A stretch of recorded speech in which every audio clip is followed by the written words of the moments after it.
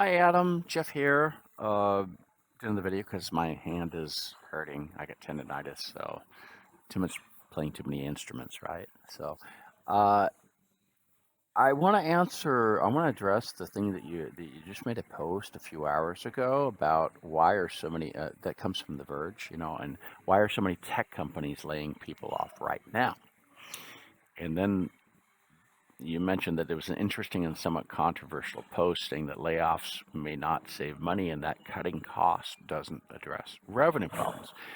And I want to come from a point of view of having been in big corporate companies, right? So, and having seen several layoffs, right? So, plans and all that, and having survived through that. Then we'll see where this all goes actually right now because SAP just happened today to announce to the public that there'll be a layoff, but it's not major, right? It's not like all the other ones. Not as big, right? It's not global, so it's not as big. But it was announced this morning. It's a few thousand people. It's not, it's not 12,000, right? So not at all. But the, uh, one of the things to look at in all this, the cutting costs. So a lot of this stuff is not about saving money. I mean, in big corporations, you got to think too about mergers and acquisitions, and sometimes you acquire companies and they work, and sometimes you acquire companies they don't as much. Uh, Saving money. I mean, every year in any big corporation, you're going to have the issue. You got to do some headcount reduction, right? It's part of the plan, kind of the overall thing. That usually takes into account that you're going to have some some contract people working. So sometimes what that does is that ends up creating a zero balance by not continue to hire people that would be contract. I mean, it kind of fits in that, right? So it's going to be a balance there. And so it doesn't try to, the people that you end up removing are just the people, or the heads that you removed are just end up being the people that are, in some cases, can be just the head count that is for contract people, right? But then you got to have another budget to handle that stuff. So it kind of depends, right, how the corporation has to handle the stuff, right? Headcount reduction is a normal thing, and everyone goes through it in big stuff. Now, I don't remember ever dealing with this in small companies, right? Small startups and small and medium-sized companies. You don't really deal with this, right? It's you try to keep the thing surviving, the ship. You want to keep the boat floating, right? So you do everything. You make sure that the headcount you're doing is really going to make things happen. You're going to have money at the end of every month, right? So you really don't live through that kind of thing. It's really a big institution problem, right? Governments go through this too. You see this, so it's uh, it's a different thing. It doesn't really address the revenue problems. Now it kind of does with mergers and acquisitions. Like if you sell off a company, and then you're able to show that the loss, you kind of play. It's numbers play games, right? So a lot of the stuff kind of depends of how it's done, right? And especially if there's a sell-off of company or a buying company, and you try to show something. I'm not a a financial expert in mergers and acquisitions, but I've kind of seen how it is, and I've seen it explained enough times to know that it sometimes helps in certain cases, but it doesn't. Uh, and then a lot of things. Sometimes you can see where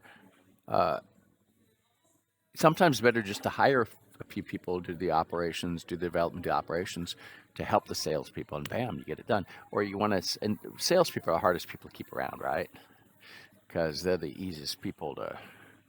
Developers going to stick around in general, kind of in general, because they like their product. Salespeople can kind of salespeople. Some salespeople stay in the field and some don't. And here we're not talking about specific fields. We're talking about software in general, right? Big tech. So the tech companies. So we're not talking about like the language industry where most people kind of stay in the industry, right?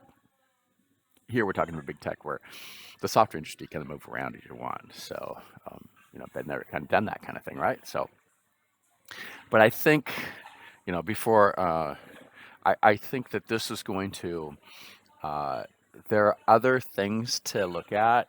It depends. Well, right now we have a whole thing of did people hire too many people to work on things, and then they kind of they overdid it, overcommitted, and then they have to deal with the fact that we got an economic crisis.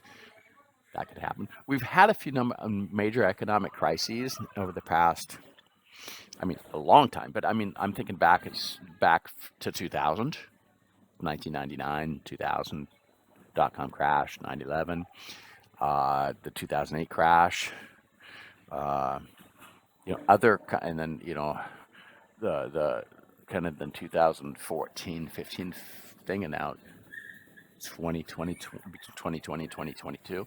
We've had a few time periods where there have been a lot of difficult financial times. Uh, and I think now it's getting bigger and bigger. It's kind of a snowball that continues to grow, right? So, and it gets a lot more complicated now as the whole thing of shareholders now is a lot more complicated to deal with. Shareholders are very picky about percentage points, right? And, and where your growth is, and everybody's focused on the percentage number, right? And you got to keep that percentage number up a certain thing.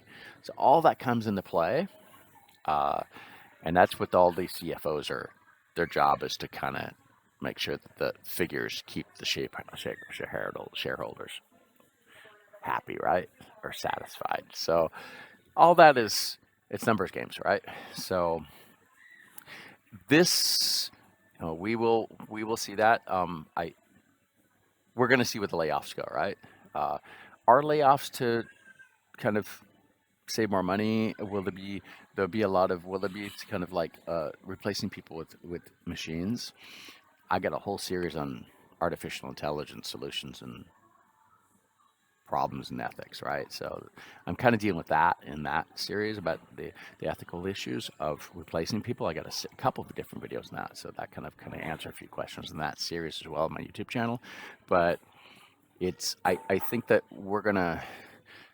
these kind of go around, they come back around again, and all we can do is look at history.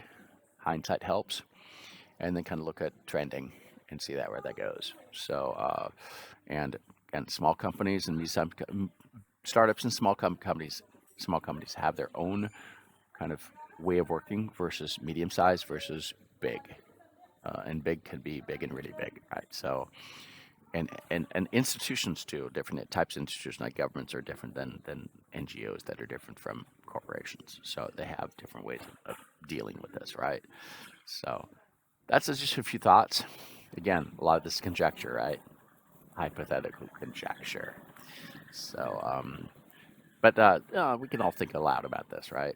And think we all want to support each other. The whole thing and all what we're doing here is supporting each other in all this, right? And kind of looking at trends. Predictive analytics. That's what some of my teams at my company do, right? They do this predictive analytics and stuff. So I can imagine they might be applying this to some companies right now on this kind of topic. So have a good day. Thanks so much.